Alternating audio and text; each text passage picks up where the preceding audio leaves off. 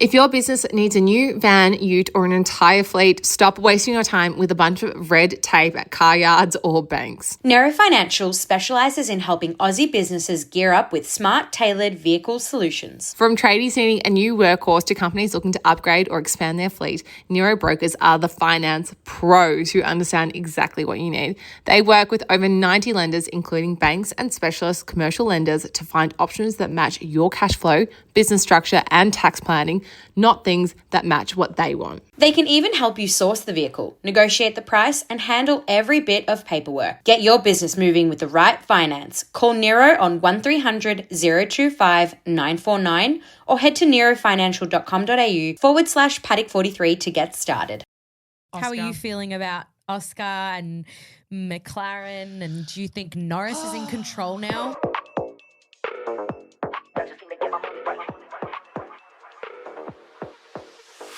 I'm Elle. And I'm Pat, and we are Paddock43. And this is your F1 fix.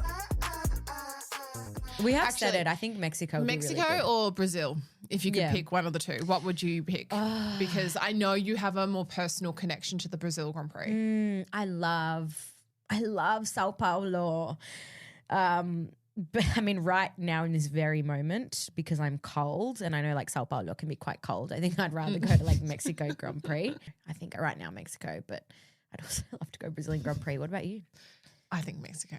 Yeah. I think just because I've always wanted to go to Mexico and I feel like if there's going to be a time to go to Mexico, it's before the rest of my life gets on. So especially that's probably like the first place I'd go. I think as well, like at this point in the year, like in a couple of days, it's El Día de los Muertos, the Day of the Dead in Mexico. And there is a holiday or there's a celebration actually today on the 27th in Mexico. I can't remember what it's called, but they like celebrate.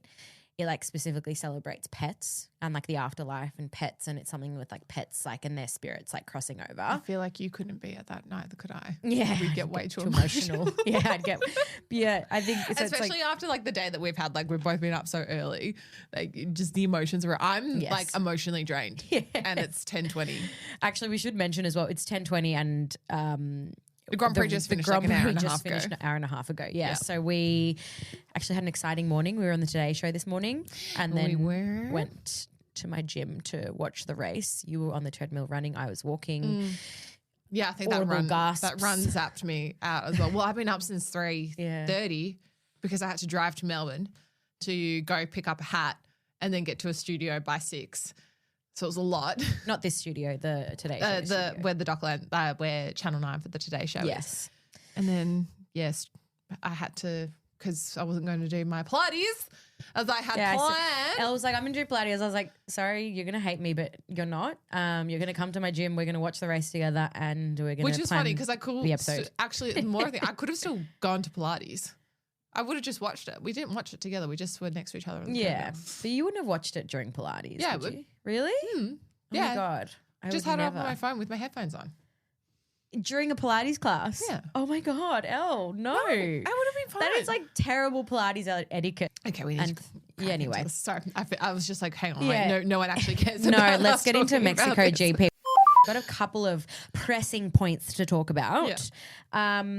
I mean, obviously for us Australians, it was fantastic timing. Like quali was 8 a.m. on Sunday, or was it 9 a.m. and then the race was at 7 o'clock this morning. Not great for people that had to go and rush to work. I was really excited, but also stressed going into this race.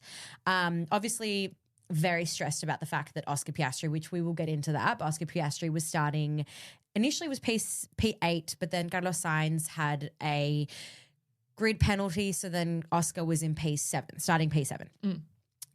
But the Ferraris, we had a 2-3. And it was very exciting. I was very, very excited. I was like, this is the chance. Is it going to happen for Lewis? Probably not. But maybe. When I saw that quali happening and obviously where Oscar finished, it was P8 and then he got moved to P7 because of the penalty. Yeah. That broke my heart and I felt sick. I've said so many times, I just felt sick because him winning, I don't know. I feel like I've taken it on like the emotion of it a little bit too much than I probably same. I feel like it's our win as Australians. You kind of like, but even like it's judging, like watching the Olympics. Yeah. Like, every 4 years you just, I think because we've never seen this before. Yeah. But when I saw Lewis Hamilton P3, I was like, I'm happy for that. Yeah. That is what. You're not happy for this? I mean. I'm pointing to my Charles Leclerc hat. Yeah. I mean, how can you not be? But it's Lewis Hamilton. And we haven't seen him up there for a while. And you could see the smile on his face. Yeah. That you were kind of just like content, Happiness, like happy. yeah. And then he was signing something afterwards. I'm not sure if you caught this clip. I don't even know where I saw this. I think I must have seen it on TikTok or something like that when I was scrolling. But someone shouted out to me and he's like, Lewis, congrats on P3. Don't forget who you are. And the way Lewis just looked up at this person and smiled, because it was like, yeah, fuck yeah. That is right. That is who I am. Lewis fucking Hamilton. I am Lewis fucking Hamilton. Yeah. And I deserve to be in P3. Like, it kind of was that like. Well, do you know what's funny as well? Because I don't know if you saw like the post-quali interview. And so, they interviewed Lando, which lots of people were booing. And then they interviewed Charles and then Lewis. And granted, I think the interviewer asked, he was an American, he asked in a really like roundabout, strange way. Like it didn't quite make sense, his wording. And Lewis was like, sorry, I don't get what you mean. And then he asked him again the question, and you could tell that Lewis was like, it was like he couldn't hear, but I think Lewis like didn't understand the question. Then he was just like, look, I just want to say like, really thankful to be up here. It's great to be next to Charles and Lando. Obviously the McLarens have done so well this year. Great for the Ferraris to be up here. And then, and then today the race. It's all fine. It's all fine. We're fine. So in case those of you that missed it, Max Verstappen and Lewis Hamilton clashed. I was going to say crash. They clashed. It was interesting because I was like audibly kind of screaming, and I was in public and I shouldn't have been screaming. Well, I was running on the treadmill and I had headphones on. But this actually happened right before we were on the treadmill. Because I was going to say you were watching without headphones. Yeah, I was whilst you were on the treadmill. I know, which is also bad gym etiquette. Yeah, but you're accusing me of bad gym etiquette. The thing is, because you were running next to me, it actually like the dun, dun, dun, dun, dun, drowned out. I was so mindful of my breathing while I was running next to you that I was like, when it got to like kilometer 6, I was like, I can't hold this. It's the worst. Yeah, it's the worst feeling. That like, I almost was going to like move a few treadmills down when they opened up just to get away from you. I don't want to judge people when they run, because this is a bit of a tangent, but I always think like running takes so much of like mental strength and like physical strength, regardless if someone's doing 2 kilometers or 20 kilometers. So I just think like whenever I see, and I've sometimes seen people running down the street with the most horrific running technique, and then I'm like, but good on them for running. Because it takes, I think there's like that mental thing where you're like, oh, I got to do a run. I don't want to do a run. I don't want to do a run. But I was struggling to get into the race on the treadmill. Yeah, because you were running. I was running. Yeah. I was kind of you were running away from your stress. But my stress. Yeah. But then I ended up turning it off because I just was like, I can't watch this anymore. But sorry, stressful. back to the Lewis Hamilton, clash. Yeah, the clash. So Max Verstappen completely came off the track. And maybe I'm being biased. I don't know. But I do think the 10 seconds was, so basically they kind of collided at turn 1.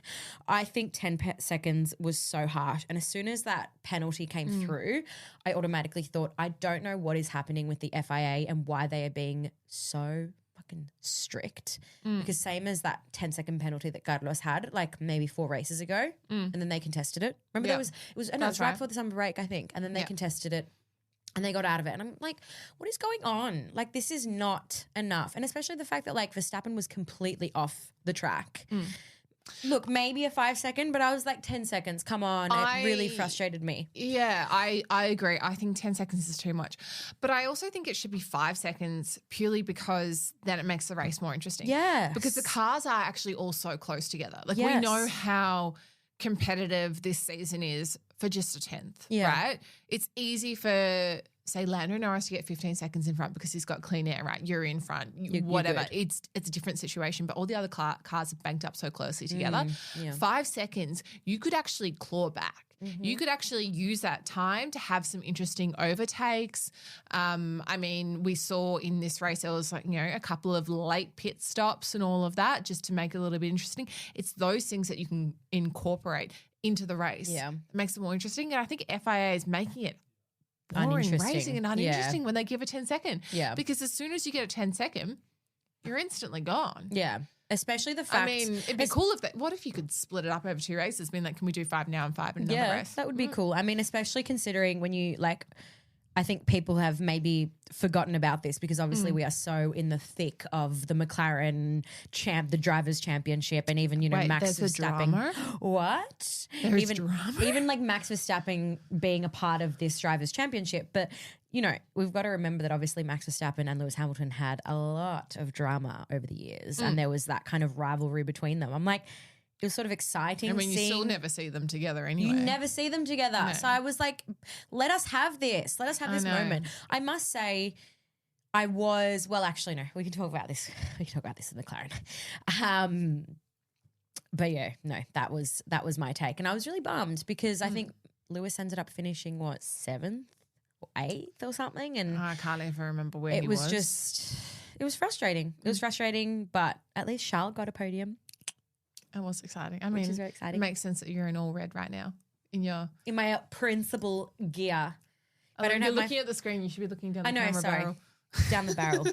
Leclerc. I was going to wear my Leclerc hat this morning on TV, but I thought we would look like idiots because you had your Oscar hat and me being like, I like Charles. Look, you know that I'm obviously a big Ferrari fan, and I'm battling at the moment as well because.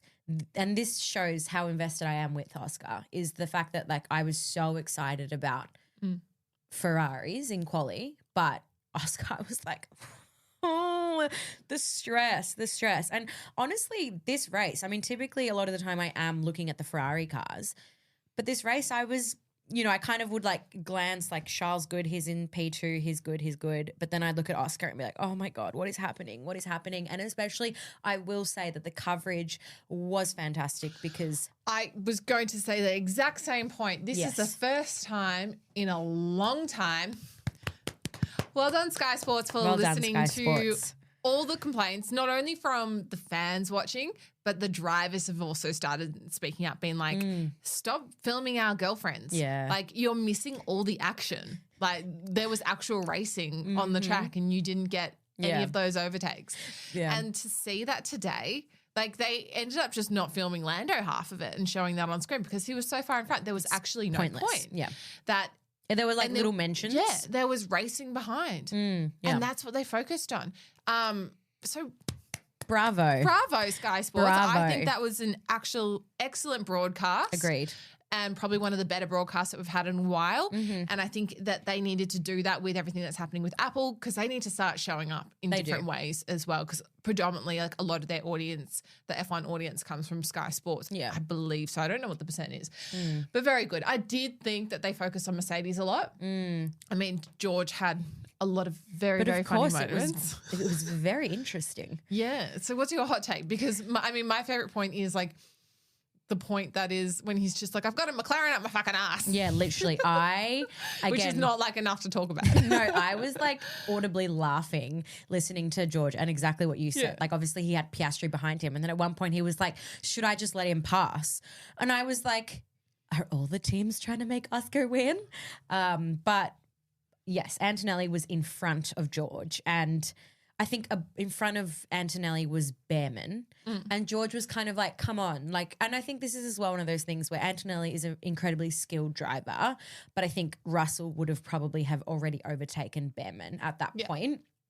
To the point where they were. And so it made sense that why George was saying that and it made sense. And also the fact that like, obviously George, sorry to burst your bubble, George, but I don't think you're going to win the Drivers' Championship. But like there was that tally that like potentially George could win. And granted as well, they are fighting for the constructors. The constructors is one, right? The constructors has been won by McLaren. But why now do people keep saying they're like, oh, it's for the team points. I'm like, babes. No, team points are done. They're not done. They're not done because on the topic of coverage, they were Ferrari has officially overtaken Mercedes now, but that's also like why George, I mean, you still would rather come second over third. And like as McLaren's already won, then technically they're fighting for like the first place. But they don't get anything for it. But it's still like, you've still come second. Like it's still on a level of level of I feel like sponsorship. if you don't come first, you didn't win. I know they say it's like second is the first to lose or something like that. It is. But think about like on a sponsorship level, like you have more credibility in like second position than third position. Okay, I get that, but also Mercedes and Ferrari,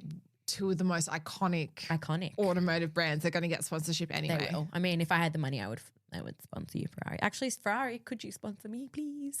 I feel like Ferrari don't need any more sponsors. They don't need the amount of sponsors that a lot of these teams have, you're just like, okay, enough. Yeah. You're slapping on too many logos. Yeah. Like I'd like to see a little bit of like, Class. Class or no, just like not justification, just Wouldn't purpose? it be nice to see like I don't know, I feel like the word of the day is purpose. A race suit with just the team logo. That would be nice. But yeah, would that ever happen? No. Yeah, so look, circling back, like I understand George was getting frustrated as well because obviously he was like, I can do more in this car.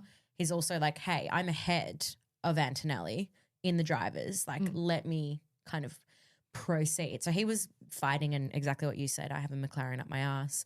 And then it sort of went quiet for about 5 minutes and he was like, you need to let me through. I can't hold on anymore. Like yelling. And then 2 seconds later, it's like Antonelli team radio. Give up position. And then they swapped. Yeah. And then they swapped. And then we got to talk about McLaren. Yep. So what happened when they swapped? Come on, keep going. I'm sorry. I feel like I'm just sitting here like watching you talk about it because you've got like there's a bit of passion coming out of you. And I was like, that wasn't the most exciting race. I was like, that was such an exciting race. But it was like a bit boring for one stage. Yeah, and I was trying to do a long run. So that's my own fault. And look, to be fair, it was like the Mercedes drama kept it going in terms of entertainment for a while. And then it was around like lap 40-ish where all these drivers started pitting and that made it very interesting. It did because a lot of them weren't planning a 2 pit stop strategy. Correct. For Mexico, the general consensus was 1 pit stop strategy, mediums to softs or softs to mediums. Yeah. But the tyres were not coping. Yeah, the tyres were not coping. But so then Piastri did end up overtaking Antonelli, overtaking Russell. This is where things got interesting and also incredibly stressful. Incredibly stressful. Then you finished your run and then we did sit together and I was obviously very, very, very stressed watching Oscar. And then at this point, I actually just turned my phone off because I couldn't watch it anymore because I just got way too stressed. I know. I feel like next time we should take our heart rates before and after. I know. Well, this is me before. This is me. Just melted shell of a human. It was just. But again, that was something that Sky Sports did really well.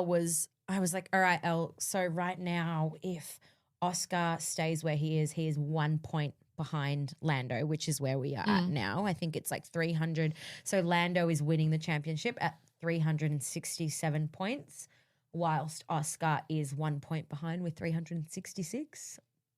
Or 56. It was either 66 and 67 or 56, 356. 357 and 356. And the stress levels of mine, because obviously he had Ollie Behrman in front of him, which in saying that, I think we do need to have a special mention to Ollie Behrman. Oh, kudos to Ollie. Yeah. Great driving. At one point, I thought he was going to have a podium. Yeah. Haas. Come on. Watch out, Cadillac. Haas might be the better American team. Come on. I mean, it was luck, but then he held his position. He did. Yeah, he was defending like Oscar. Yeah, he held on to his position. Yeah, he did well. He did well. To defend that as well. And Oscar was, when we take it back to what we're talking about with George, and when he was chatting with his team radio, and Toto Wolff was away for this weekend, so they had Michael Bradley sort of making those team decisions. And Michael was saying to him, he's like, George, your tyres are wearing. And George is like, yeah, my tyres are fucked. And what do you want me to do about it? I've got like the world champion leader on my ass and whatever like that. That is like, that was all going on. And Ollie was just like, he did really well. I'm just going to fly around all of that, like just to manage his tyres. Yeah, he did really well. And in saying that, but then he had a tyre change too, but in saying that as well, he did really well, but he also was very lucky because I swear F1 is like 99% luck. oh, these it days. is. It is, especially like Like you when know we there think was about Nico Hülkenberg getting a podium this year. yeah, true. Because there was Carlos Sainz obviously crashed with 2 laps to go. There was someone next to us watching the race as well, and it was interesting because we had a virtual safety car. And even the Sky Sports commentators, we were like, this is unfair. This is unfair because the gap, I think there was like a 0.5 of a second gap between Oscar and Ollie. But with then 1 lap to go, they finished the race on a virtual safety car, which was kind of a bummer because there was actually a fight happening with Verstappen and Leclerc for P2 and P3 as well, which I thought was interesting. But we were mainly focusing on Oscar. So... How are you feeling about Oscar and McLaren? And do you think Norris is in control now? Norris is fully in control. I think we definitely were seeing McLaren already probably putting more of their work into Lando's car. I think that was sort of a given, and we were probably all a little bit in denial because Oscar was the point leader.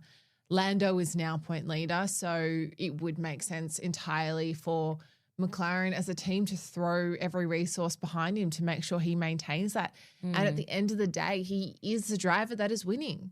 Lando is the driver that's winning. Yeah, it's like the Oscar last 6 hasn't had a races. result since Zavod. Like, it's a big deal. So it pains me. It hurts me so much to say this because it's like my true, Australian know. just goes, I don't want this to be true. But I think Lando is going to get it. And I feel like the worst Australian saying that. No. No, because you're being realistic. I think I'm being realistic. I mean, look, I could get savage. I could go on a full ranty B again, Yeah. which I've done plenty of times. May or may not have heard to stop ranting because the teams might not want to work with you anymore. So maybe, but at the end of the day, I think Lando's. I don't know. Do you know what? What are you thinking? What do I think? Lando's driving well as well. Lando is driving well. You can't deny the facts are he's driving well. Oscar is not driving as Oscar did drive well today, He did. but he didn't very drive well in quali. No, I mean, look, this is the thing, right? I feel like as Australians, we're obviously getting very emotionally charged about this because what we want is we want Oscar to win. And then this is where things I just want us to have that moment next year at the Australian Grand Prix. I know, so do I. That's what what we it all is. want. Like, I want it so badly. Yeah. And I think that there's a lot of talk being thrown around like, oh, sabotage to Oscar's car. And then you kind of like get thrown into this narrative thinking, yes, it's sabotage. I really took a step back this weekend, did a bit of research and read. And I was like, do you know what? It's interesting because I think about halfway through the season when Lando wasn't doing great, I think they did something, they made a change to the front wing and they did the same to Oscar's car. And they did it to both cars. Lando accepted it. Oscar didn't. He was like, nope, I'm good. I'm happy with where the car is now. The thing is that with the last couple of circuits that we have had, that change has been beneficial. So this is one thing, right? The second thing is, specifically Mexico GP, Oscar doesn't do well in this track. The last 2 years he finished in P8. He's said that he doesn't do well this sort of circuit. And unfortunately as well, we've got Interlagos in 2 weeks in Brazil, also doesn't do well. And I saw someone comment something about how Oscar doesn't do great in the Americas as a whole. And it's true. He doesn't do well, which it's one of those things where you can look at and say he doesn't do well. He's only been racing. This is his third season. I know. Well, I mean, I think we could say like these sort of circuits don't favor him. Yeah, and no one's I perfect. agree. And even Max Verstappen can fuck up sometimes, right? So, well, even though he dominated for a long time. But I think this is something that we have to consider is that as much as we want to say it's sabotage and blah, blah, blah, and it's frustrating, and I get it, it's completely frustrating. I want Oscar to win. But I think, it's an ever-evolving, changing it's an story. ever-evolving thing. I think that... And we're now getting a reality check. Yeah, and I do think, realistically, I hope, but I don't think he's going to do incredibly at Interlagos, but I do think he's going to do very well at Abu Dhabi and at Qatar. Yeah, well, hopefully he doesn't lose his car in Abu Dhabi No. if something happens because... No. Mr. Oscar. Yeah. Well, not him. McLaren decided that he will not be in free practice one because their reserve driver will be taking out that. And they have to fill a quota of the rookies doing a practice session. And they decided at the start of the season that's where Oscar's car would be occupied, but they can change it whenever. They couldn't change it at any other tracks. Las Vegas is too new. It's a road circuit. And then the other two are sprints. Brazil, it's too hard. So, that's when Oscar's car is going to be. Imagine if something happened. But look, our reality is that Lando is in front. He's winning. Good on him. Yeah. And I'm sort of on that. I mean, look, if you asked me last year, Lando Norris is also one of my favorite drivers. This is how conflicting it is. I know. This is how conflicting it is. Well, it's interesting the fact, like what we said before, that people were booing him in quali.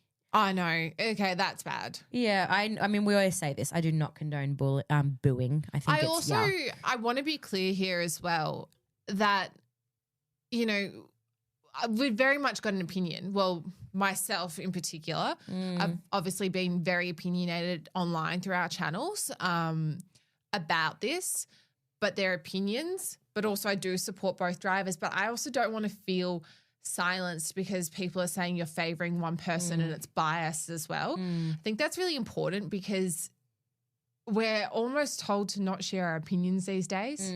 Like in anything that we do. Like you can't share your opinion about health. You can't share your opinion about finance, like all that sort of stuff. And I'm just like, this is something different. Just relax.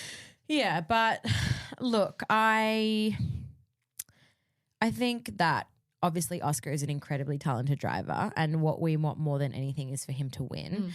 Look, in the end, there is a 1 point difference between them. And I think that anything's possible now. Anything is possible now. And even, we have an episode coming out next week where we're sort of going to look into the stats because we have 4 races left. So we're going to have a look at what exactly are the potential things that could happen and sort of do a little recap on the season because I think right now everyone, particularly in Australia, is quite like emotionally fueled and charged with this situation but if you sort of break it down and look at it, the bigger picture, I get it.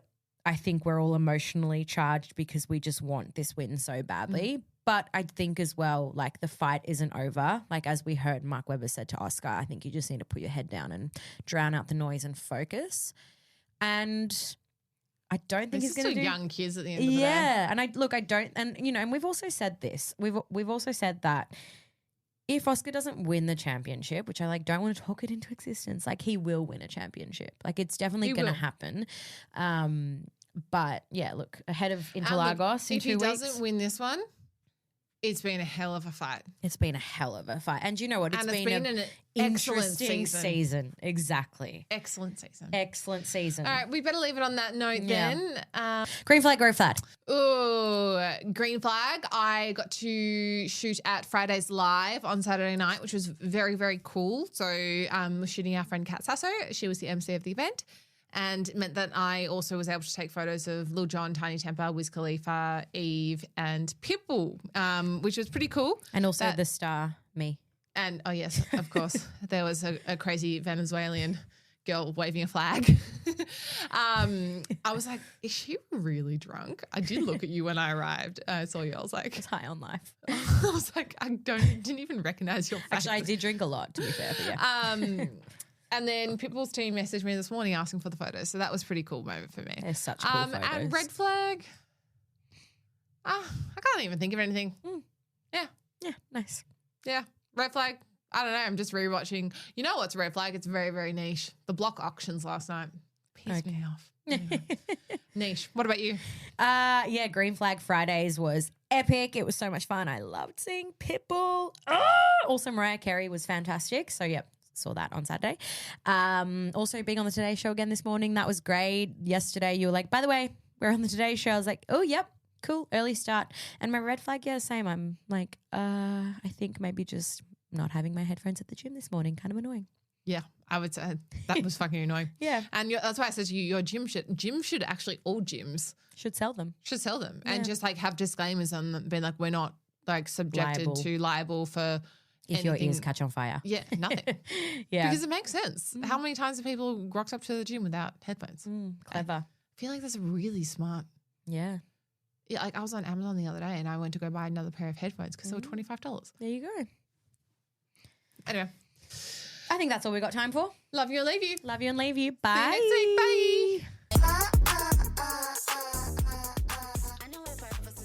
For all the best adventures around Australia, head to adrenaline.com.au. Their mission, helping Aussies find and try fun to do. Yeah, sorry, we had to beep that one out there. We're talking V8 driving experiences, rally cars, F1 style rides, skydiving, jet skis, you name it, we're trying it. There are over 2,500 experiences to choose from, and we're having a hard time picking what we're going to do next. We're seriously pumped to be partnering with Adrenaline to show you all the epic stuff you could be doing with your weekends. So what are you waiting for? Go find your next adventure at adrenaline.com.au. Make sure you use the code Paddock10 for 10% off your next adventure.